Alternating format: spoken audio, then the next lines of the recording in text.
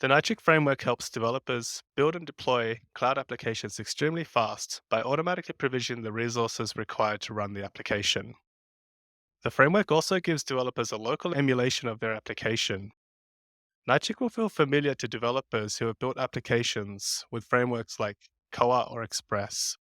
And in addition to providing an API service, it also provides developers with building blocks such as buckets for storage, queues, events for publishing and subscribing, scheduled tasks, and a key value store. Let's jump to a demonstration to show how you can get started. You can follow the instructions at nitric.io to install the CLI. Once you've got it installed, simply run the nitric new command to start a new project. I'm going to use the default project name. At this point, you'll be prompted to select the language. Nitric supports any language, and we're actively supporting TypeScript, Python, and Dart, with other languages to follow soon. In this example, I'm going to use TypeScript and navigate into our project. Now you can start your code editor. Let's quickly review the project structure. We have a services folder where you'd expect to see all of your application code. In the Nitric YAML, we actually define where our services folder is, so you have full flexibility here in case you want to structure your project as a mono repo. Otherwise, the project is a pretty straightforward TypeScript project, and you can include other frameworks or dependencies as required. In the default project, we just have a basic Hello World application, simply implementing an API with a get method that returns a hello response. Let's go ahead and resolve our dependencies.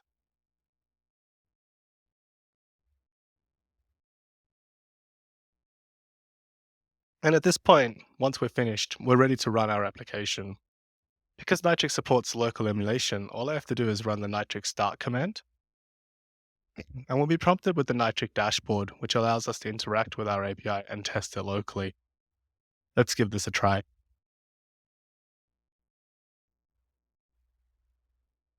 Here you see that we've got a Postman-like experience where we're able to test our API out.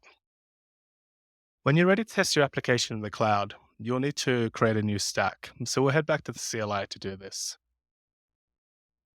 To create a new stack, run the command nitric stack new and give your stack a name. I'm going to target AWS, so I'll call my stack AWS Dev, and I'll choose AWS as my cloud provider. Now I'll need to edit the file that's been created for me, the YAML file, and give it a region. We're going to target the US East 2 region. And if you look at the bottom of this file, there are other configuration settings that you can override if you like. We've already made best practice decisions on your behalf, but you can always update these at any time. Once you've finished editing this file, you're ready to run the up command. During the up command, you'll see a tree gap of the relationship between your API and the cloud resources that you're using. We're also taking care to deploy your IAM roles and policies for you. This will take a few minutes, and once complete, you'll be given an endpoint to begin testing your API in the cloud. Let's jump to a project with more resources defined to further explore the visualizations in the dashboard. Here we have a simple project, which is a bookstore application, leveraging the following resources: an API and a KV store. In our implementation, I've also taken care of handling the post method to create our books. The remainder of the API has placeholders for our get and our delete methods. We also have a scheduled service to handle reporting on a daily basis. Our project is already ready to test out, so let's run the nitric start command. The dashboard will automatically update each time the developer makes a change to their code, allowing them to rapidly iterate and test their application. Developers can immediately trigger their API methods or their scheduled jobs by clicking the send or the trigger command. Let's go ahead and try the trigger command. Nitric also automatically generates visualizations of the resources required by your project. You can see this in the Architectural tab. Teams gain an immediate understanding of the project's runtime, and this visualization also updates in real time. Let's update our code to handle some events. Let's say for whenever a book is added or removed, we want to inform other services in the system. To do this, we'll publish events to some topics. So we'll flick back over to our resources TS file and import topic from the Nitric SDK. Create some topics. My first topic will be the book created topic.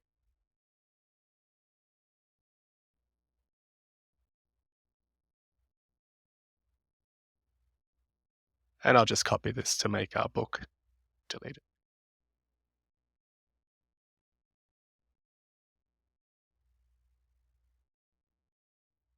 We've separated our resources from our API for clarity, so we'll need to import our newly created resources into our API.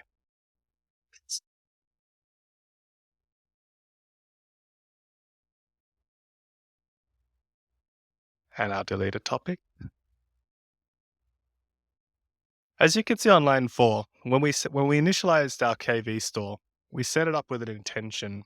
We're allowing getting and setting on our KV store. We'll have to do the same thing for our topic, but in this case, it'll be publishing.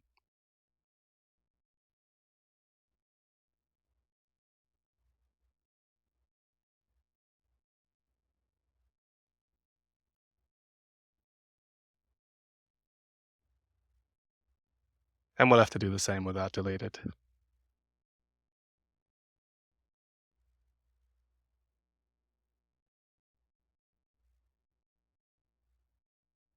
Now we can go ahead and use our events. I'll update our created books to include a publishing topic.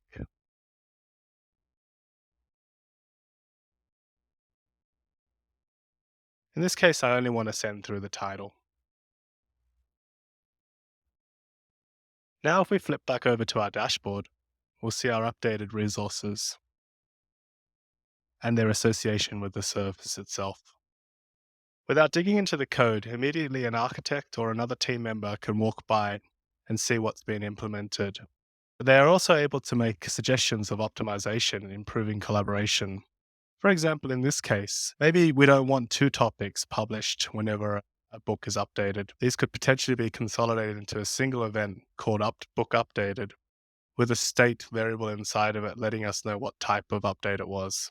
This could minimize costs and doesn't require waiting until the project is completed or fully fleshed out to make these sorts of optimizations. Real-time visualizations also give teams the ability to spot rogue resources.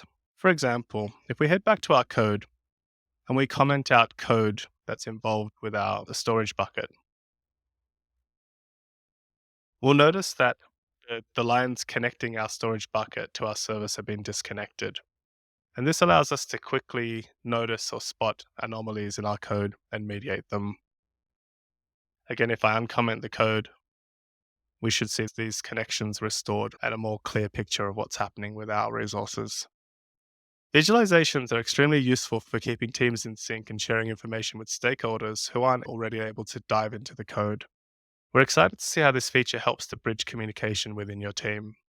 Head to Nitric.io to get started and connect with us on Discord if you need any help or have suggestions for feature improvement.